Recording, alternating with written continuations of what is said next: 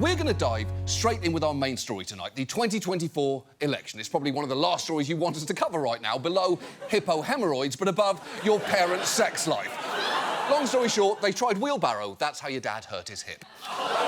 There's obviously a lot of talk about these two candidates right now, but we're going to focus on the person currently polling third, Robert F. Kennedy Jr. Voters have learned a lot about RFK recently, from the fact his distinctive voice is caused by a condition called spasmodic dysphonia, to the news that doctors once found a dead worm in his brain, to even his physical fitness routine, which he's put front and centre in ads like this. I go to the gym every day. I hike every day. I don't ever eat processed food. I do intermittent fasting.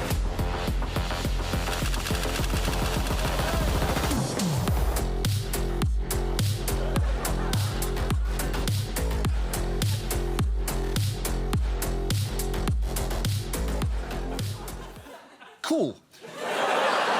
To be honest, that looks less like a campaign ad and more like the dating profile of a guy who just lost custody.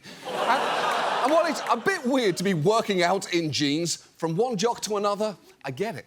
You got to put in the time and work to get our kind of body, right? Around the gym, I'm known as John Oliver Esquire because I always have permission to approach the bench. Is this HGTV? Because I'm all games. Call me the third little pig because I'm building a brick house. Kennedy's campaign has really leaned into his quirkiness, offering supporters the chance to win things like go whale watching with RFK Jr. and his wife Cheryl Hines, or win a day of falconry with RFK Jr., featuring this image of him and a falcon that looks like they're asking you to be their third. And he's attracted a broad base of supporters, with polls finding there isn't a single issue or topic that seems to unify RFK voters, who can be drawn to him for all sorts of reasons.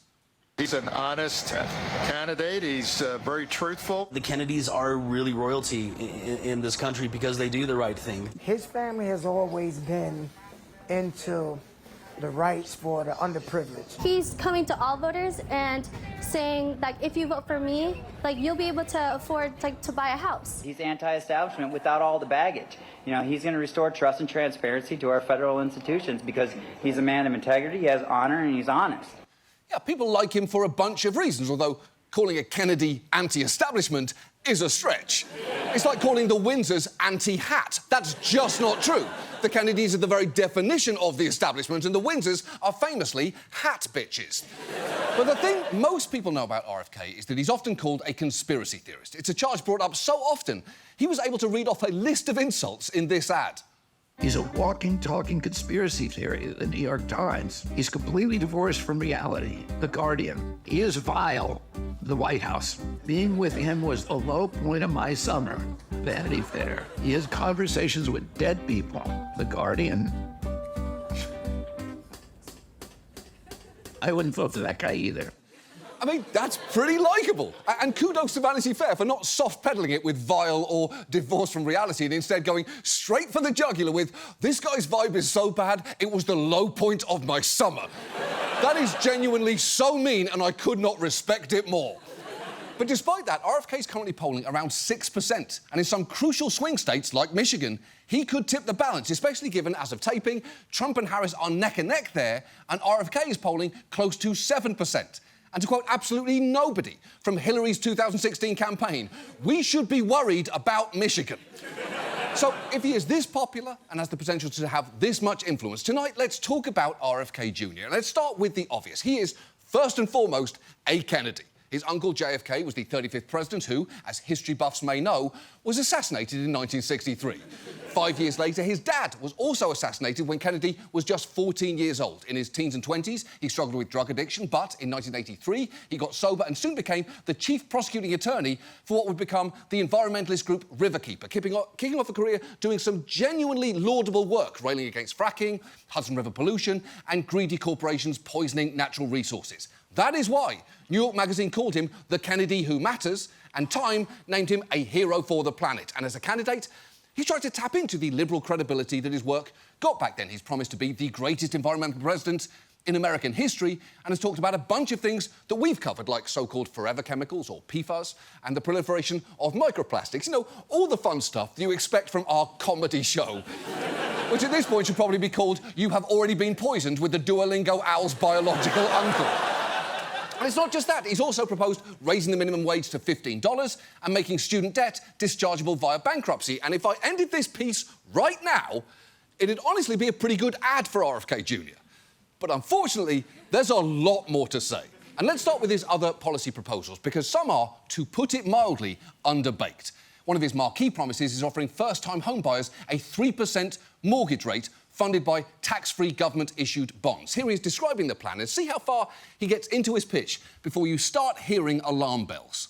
If you have a rich uncle who will co-sign your mortgage, you can get a much better rate. I'm going to give everybody a rich uncle, all these young people, which is Uncle Sam, which is going to guarantee your mortgage, so to allow you to get that 3% rate. And if you default on it, you know, we will inherit, the federal government will inherit. This is how Freddie Mac and Fannie Mae operated. Right, he's suggesting giving low-interest home loans to buyers with bad credit, guaranteed by Fannie and Freddie, an idea with no bad historical precedents whatsoever. And if you're wondering, doesn't that guy remember 2008? I don't know, but I should point out they didn't find the worm until 2010, so he might actually have an amazing excuse there.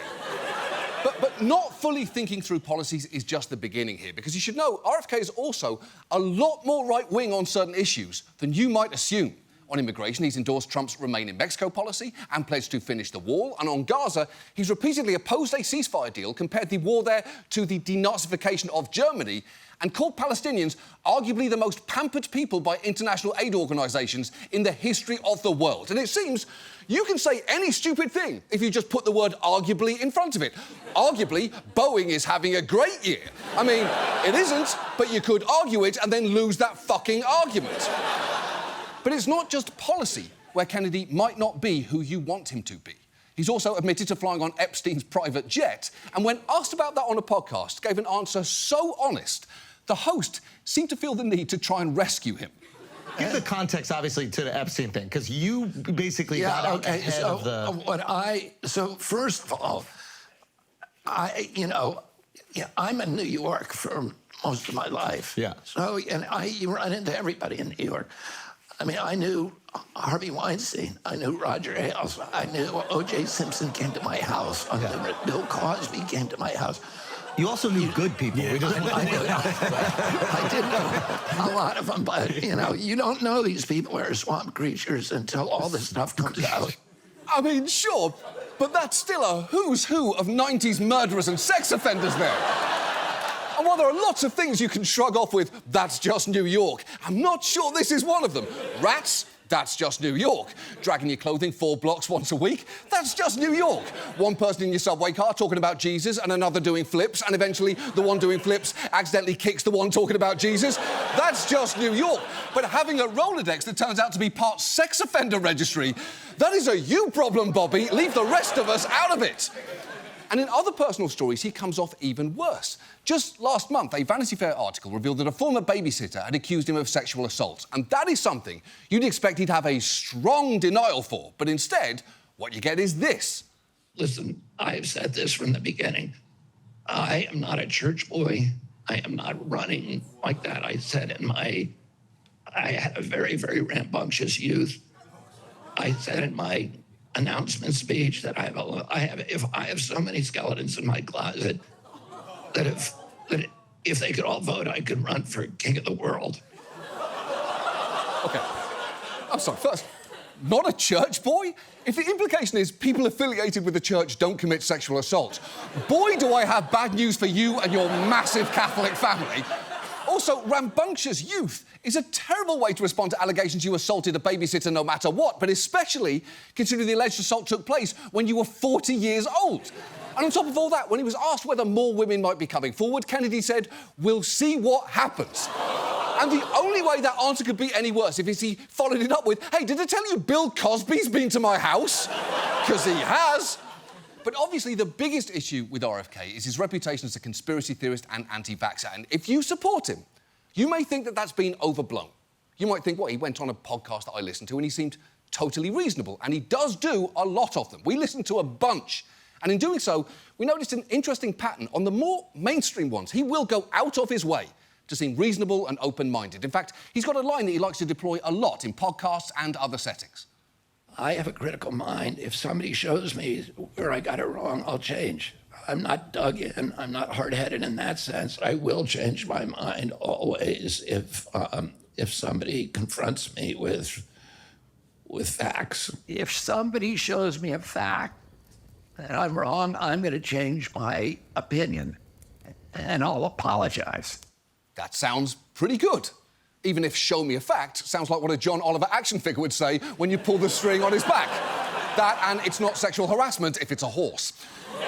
Unfortunately, history has shown him to be much more dug in than he likes to imply. And before we get to his more famous views on vaccines and COVID, you should know they're by no means his only alarming stances. Take AIDS. It is a scientifically proven fact that AIDS is caused by HIV. But in the early 80s, people looked at the fact that it was spreading in the US and Europe, largely within the gay community, and tried to locate other factors that might be causing it. Nowadays, most people accept that those early theories were dead ends. But amazingly, as recently as 3 years ago, RFK was out there saying shit like this. There's a lot of people that said it's not a virus. The virus is a passenger virus. And these people are dying mainly because of poppers. 100% of the people who died in the first of the first 1,000 who had AIDS were people who were addicted to poppers, which are known to cause Kaposi sarcoma in rats. And you know, they were people who were part of a gay lifestyle where they were burning the candle at both ends. OK, so there is a lot there, from a gay lifestyle to repeating the claim that people were dying mainly because of poppers to the notion that poppers cause Kaposi sarcoma, which, for the record, they do not. Multiple studies in humans have found that even heavy popper use showed no significant association with the risk of Kaposi sarcoma, which does make sense given that poppers are still sold everywhere in this city. I got these 3 blocks from here, as I do before every taping of this show. How else do you think I get through this shit? But it didn't stop there. Kennedy's also argued that Anthony Fauci, who at the time worked within the NIH, and other experts wanted to call HIV a virus, partly so that his agency and the pharmaceutical industry could profit from the production of AZT, which was the first drug approved by the FDA to treat HIV and AIDS. That is part of a series of arguments known as AIDS denialism, which has done real damage. One of its biggest proponents, a scientist named Peter Duesberg, actually helped persuade the South African government to forego supplying AZT to those with AIDS, a decision that's been estimated to have cost over 330,000 lives there. Yet, RFK recently wrote that Duesberg's arguments were so clean, so elegantly crafted, and so compelling. And elegantly crafted? That'd be annoying if you were writing the copy on the back of a $12 chocolate bar. But in this instance, it is just obscene. And it's not just AIDS, where Kennedy's made big, eye-catching claims that bear no resemblance to reality. Here he is last year in a Twitter Spaces chat with Elon Musk, suggesting that psychiatric drugs may be a cause of school shootings.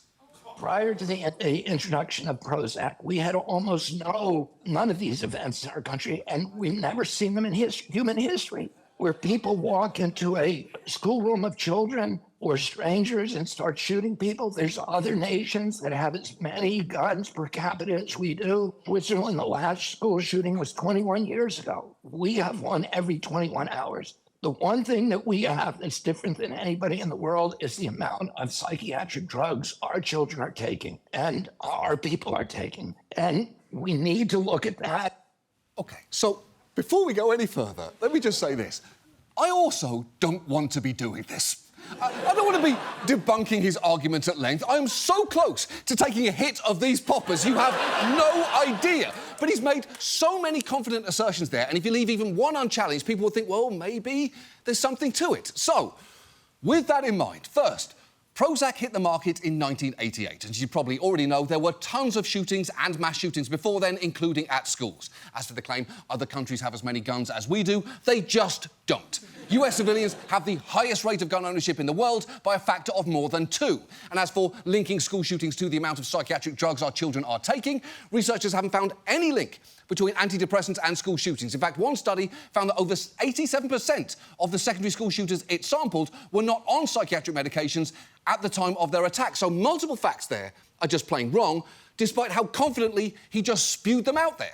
He could just as easily have pointed out the link between school shooters and milk, because you know what? A shocking number have above average dairy intake, and ice cream in particular may contain neuroglycerides that initiate psychopathic behaviour, except none of that is true. I just made all of that shit up. Neuroglycerides isn't even a word, and Lactose Quarterly isn't a magazine. But it does show just how easy it is to reel people in when you're spouting self-assured bullshit on an unchallenged platform. And if you're noticing a pattern here, that RFK will find a problem and then work backwards to point at a big, powerful entity pulling the strings. That's basically what he's done with vaccines, although, again, he will deny that, insisting he's not anti-vax at all. Here he is making that point under oath before Congress. I have never been anti-vax. I have never told the public avoid vaccination. The only thing I've asked for, and my views are constantly misrepresented, so that the truth of what I believe is not, we're not allowed to have a conversation about that with the American people, which I believe vaccines should be tested with the same rigor as other medicines and medications. Yeah, that's a pretty vehement denial, and quick shout out to the guy recording that like it's his kid's dance recital. But when are you going to watch that footage, dude? You do know there are other cameras recording this, right? But here's the thing. Remember when I said Kennedy goes on a lot of podcasts and can sound reasonable? He goes on a bunch of fringy ones too. And when addressing those audiences, he sends out a very different message, like on this one 3 years ago. Our job is to resist and to talk about it to everybody. I see somebody on a hiking trail carrying a little baby, and I say to him, better not get him vaccinated. And he heard that from me. If he hears it from 10 other people, maybe he won't do it. You know, maybe he will save that child. When they hear that from 10 people, it'll make an impression on them. You know, and we all kept our mouths shut. Don't keep your mouth shut anymore. Confront everybody on it. I love that. I love it. Thank you. I love that. I love it. I have to say, that is exactly the kind of person I'd expect to be co-hosting an anti-vaccine podcast, the sort of person you'd expect to see walking around a grocery store during a COVID surge, licking everything to fortify her immune system. But I only say that because she actually did that and posted it to Instagram, because of course she fucking did. But also, you don't get to say, I'm not anti-vax, and then wander around the woods telling people to not vaccinate their babies like you're some red-pilled version of Smokey the Bear, who I'm realising is clearly where you get your workout wardrobe inspiration from. Over the years, Kennedy's promoted a number of theories about vaccines, including how they supposedly cause autism. We've discussed his claim that a preservative called thimerosal was linked to autism in our piece on vaccines several years ago. Not only is it bullshit, thimerosal hasn't been in children's vaccines since 2001, except for the flu vaccine, and even then there was and remains a version without thimerosal in it. But Kennedy parlayed the initial panic he helped cause into founding the Children's Health Defence, one of the country's leading anti-vaccine organisations, and he's continued to fearmonger about a connection between thimerosal and autism ever since. In 2015, he said of kids getting vaccinated, they get the shot, that night they have a fever of 103, they go to sleep, and 3 months later, their brain is gone.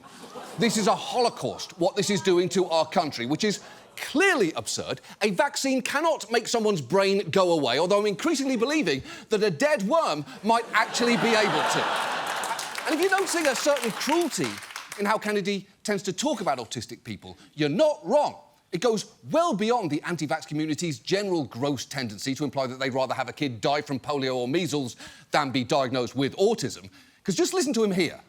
I bet that you've never met anybody with full-blown autism your age. You know, headbanging, football or a helmet on, non-toilet trained, non-verbal. I mean, I've never met anybody like that my age, but in my kids' age, now 1 in every 34 kids has autism, and half of those are full-blown, meaning that description. OK, first, If there's limited variety in the people you've met your age, maybe it's because you've only ever hung out with the same circle of 5 or 6 sex offenders or murderers. I don't know.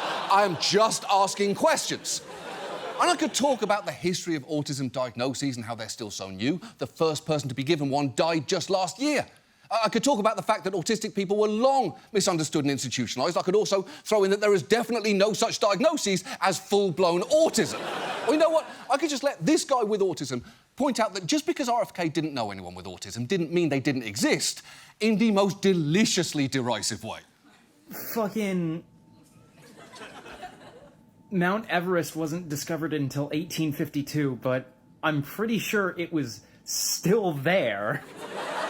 Also, yeah, like all those fucking old grandpas with like a giant-ass train collection. You don't think they're just a little bit on the spectrum? Just a teeny weeny fucking... God, conspiracy theorists are the dumbest people on the planet, bar none. I honestly cannot put it much better than that. And look, RFK will insist he just wants vaccines to be tested for safety and efficacy. But as we have said before, they have been, and repeatedly. Not only are vaccines already held to a higher safety standard than other medications, thousands of studies have found that they're safe and effective, including a systematic review of over 160 studies on vaccine safety that found any serious adverse reactions were extremely rare. You could also look at this study of over 650,000 children born in Denmark, some vaccinated, some not, which concludes that the MMR vaccination does not increase the risk for autism, or this meta-review of 10 studies involving over 1.25 million children, which also revealed no relationship between vaccination and autism. There are so many examples like this. And it's why experts will tell you that a person's chance of having a bad reaction to a vaccine is about 1 in a million. As one expert we spoke to pointed out, given that we have over 40,000 deaths by car accident in the US per year, the most dangerous aspect of vaccinating children is driving to the doctor's office to get them. Especially, by the way, if your kids are singing Baby Shark the whole time, because that will make you drive off a fucking cliff. And I know this can all seem very abstract, but the thing is, Kennedy's ideas have been put to the test in the real world, and sometimes with hideous consequences. Take what happened in Samoa. In 2018, there was a horrible accident when 2 children died from a measles vaccine that 2 nurses had incorrectly mixed with a muscle relaxant. It was awful, but it was human error. Nevertheless, the anti-vax movement seized on the sudden fear of vaccines there, and the following year, Kennedy visited Samoa in a trip arranged by a local anti-vaccine influencer. There, he met with other anti-vaccine activists, including one who wrote that the meeting was profoundly monumental for this movement. He even met with the Prime Minister, with whom he discussed vaccines, in his words, a limited amount. And when a few months later there was a measles outbreak in Samoa, RFK wrote a 4-page letter to the Prime Minister in which he suggested the measles vaccine itself might be the true cause of the crisis. In the end, that outbreak killed 83 people, mostly infants and children, in large part due to their lack of vaccinations, an outbreak Kennedy later referred to as mild. And when confronted about all of this, he is quick to try and distance himself. Yeah, I'm aware there was a measles outbreak, but I didn't have anything, I had nothing to do with people not vaccinating in Samoa. I never told anybody not to vaccinate. I didn't, go there for any reason to do with that. Got it. So you just popped in to one of the most remote countries on Earth and just happened to encounter all your anti-vax buddies along the way. It is the ultimate conspiracist code. Nothing is a coincidence except when I do it. And look, on some level, I do get why people are drawn to RFK. There is an earned distrust of big pharma and medical authorities, and illnesses and disease are scary. Kennedy's explanations, as bullshit as they may be, can almost be comforting at a frightening time. That is an environment in which he thrives. And it may explain why his popularity took off during the COVID pandemic. There was a lot of uncertainty back then, and medical experts were understandably making mistakes and learning in real time. Kennedy saw that, and he pounced. He took a lot of big swings, including writing a book in which he claimed that Fauci was using COVID to execute a historic coup d'etat against Western democracy. And once again, his just asking questions caused real harm to real people. For example, he pushed the idea that the COVID vaccine was dangerous, especially to young people, even writing the forwards to this book called Cause Unknown, The Epidemic of Sudden Deaths in 2021 and 2022, a compilation of young people who died suddenly, heavily implying their deaths were caused by the vaccine. And look, it is true that a very few young people reported heart complications after receiving the vaccine. But not only is the risk rare, and most patients felt better quickly, but importantly, in children and teens, the risks of getting COVID and developing severe illness that could seriously impact the heart are far greater than the risk of experiencing post-vaccine heart complications. Nevertheless, in that book's foreword, RFK wrote that it proves an undeniable and urgent reality laid out with facts that can be confirmed by any reader, point by point, page by page. He even went on Joe Rogan to give the book a hard sell. It's the kind of book, if you have a skeptic and you can get them to sit down for 90 minutes with this book, when they get up, they will have converted. And it's really, it's sickening. I mean, it's terrible. These beautiful children who were dying on the playing field, and COVID was killing people, but it was old people, yeah. Cause unknown, the epidemic of sudden deaths in 2021 and 2022. Edward Dowd. Yeah. Yeah. Died after first vaccine dose, dies at hospital. Football, died on the field. OK, set aside that Joe Rogan's just muttering random words off the cover with an energy level I describe as just ate a fistful of melatonin pills. That is a pretty hard sell there from RFK. Give this book to people for 90 minutes and they'll be converted. But here's the thing. The AP found that dozens of individuals included in the book died of known causes not related to vaccines, including suicide and choking while intoxicated. The book even includes one person who died in 2019. So unless the headline was "Time Traveller Dies of COVID Vaccine," they don't really belong in there. But that's not all. Because when the book was first printed, one of the kids on the cover was Braden Fahey, who died after collapsing during football practice at just 12 years old. But we know for a fact that the COVID vaccine didn't kill Braden because he wasn't vaccinated. He died from a malformed blood vessel in his brain, and no one ever contacted his parents to ask about their son's death or for permission to use his photo, something they are understandably furious about. It's just another gut punch. You know, we've been punched in the gut as hard as you can be punched in the gut, and this is just another one right after, you know. You try so hard each day to, like, heal, and then you just have to take on a whole other nightmare, and part of you wants to just dismiss it and go, we've dealt with so much, we can't deal with anymore. But then you know you just have to do it for your son, and we can't, as his parents, look the other way. That is awful. They've had to go out of their way to correct the record about their son's death in the face of someone who not only has the platform of a Kennedy, but also of a presidential candidate. Now, I should tell you, after that story, Braden was removed from the cover of subsequent editions of that book. But not only is the first version with him on the cover still selling on Amazon, even the newer edition, despite everything we just told you, still includes him inside the book itself. And the publisher's excuse for this is enraging because they argue to us this week that the book never specifically says that the people shown in it died from the COVID vaccine, just that it highlights a new trend of people dying suddenly for unknown causes, which is not what the book does at all. And it is definitely not what RFK did when he tweeted out its cover with Braden's picture on it and claimed the book showed the COVID shots are a crime against humanity. That tweet is still up, which is a little odd to me because what was it that Kennedy liked to say? If somebody shows me a fact and I'm wrong, I'm going to change my opinion and I'll apologize. Huh. That's weird, but I guess it does make sense. Saying, if somebody shows me a fact and I'm wrong, I'm going to totally ignore it and force grieving parents to relive the worst thing that's ever happened to them doesn't quite have the same ring to it, does it? And look, I could litigate Kennedy's stupid arguments all night long, but I really do not want to do that to myself or to you. There are not enough poppers in the world to take the edge off this. And to quote Kennedy's neurologist, I really don't have time to go down all these wormholes. Hopefully, though, at this point, you've got a better sense of who this man actually is. And if you don't know any of this, I do get why you might like him. Because the idea of RFK is appealing. But so many of the reasons to support him just don't stand up under the slightest scrutiny. If you're voting for him because he seems honest or trustworthy, I think you've seen otherwise. If it's the Kennedy legacy, you should know over a dozen members of his own family have come out against his campaign. If you're voting for the environmental hero of the 90s, I'll point out multiple prominent environmental groups have opposed his campaign, including many former colleagues. If you like that he's against polluters and Big Pharma, I get it. We criticise them all the time. But when we do that, we make sure we've got our facts right and don't just pull them out of the arse of our best workout jeans. And finally, if you're frustrated with a two-party system, me too. But honestly, the way to dismantle that isn't through voting for one magical candidate. It'll come from building a movement toward ranked choice voting.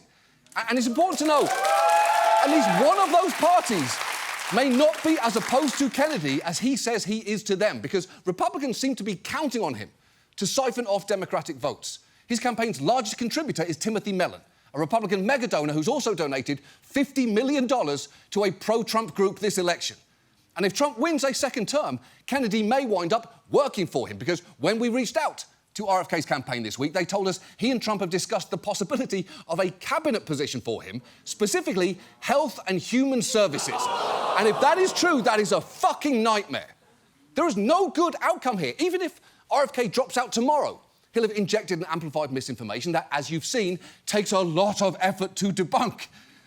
And if he stays in, history has shown spoiler candidates can do intense damage to no real end. And don't just take that from me. Ralph Nader, famously, helped swing the election for George W. Bush back in 2000. And there was a guy back then who was very smartly imploring him to drop out. Despite fading poll numbers, the core support behind Nader's candidacy is making some liberal Democrats unhappy. There's a political reality here, which is that his candidacy could draw enough votes in certain key states from Al Gore to give the entire election to George W. Bush. Exactly.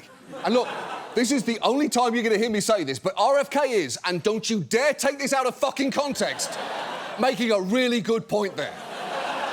But the fact is, the rest of the time, Kennedy is a full-blown menace. And frankly, spending this much time thinking about him has been, if I may quote Vanity Fair, the low point of my summer. And now, if you'll excuse me, I think I have earned these.